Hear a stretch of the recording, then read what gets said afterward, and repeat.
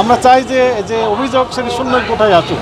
বাসায় বসে থেকে স্মার্টফোনের মাধ্যমে www.dncrp.com সুন্দর একটা সফটওয়্যার, আপনি বাসায় বসে স্মার্টফোনে একটা ক্লিক দিয়েই এখানে অভিযোগ দায়ের করার বিধান রয়েছে, করতে পারবেন। এটি ঈদের পরে আমরা সলিউশন দিতে পারবো। আমাদের যে মনিটরিং কার্যক্রম এটি দেশব্যাপী একযোগে চলছে, ঈদের আগ পর্যন্ত আমাদের কার্যক্রম চলবে না। এখনো আমাদের তেমন কোনো অভিযোগ আমরা এখনো পাই নাই।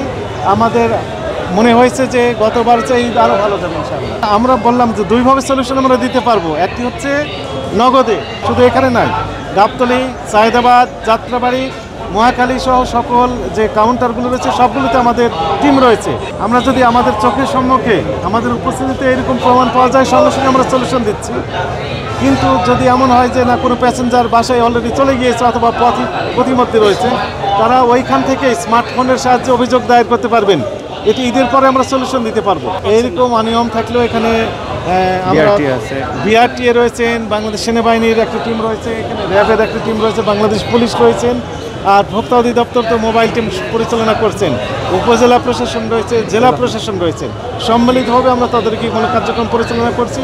ফলে আমাদের যে কোনো টিমকে এই বিষয়ে অবহিত করলে ইনস্ট্যান্ট সলিউশন দেওয়া হবে। এই জন্য আমাদের কার্যক্রম সারা দিনই রয়েছে, ঈদের আগ পর্যন্ত থাকবে।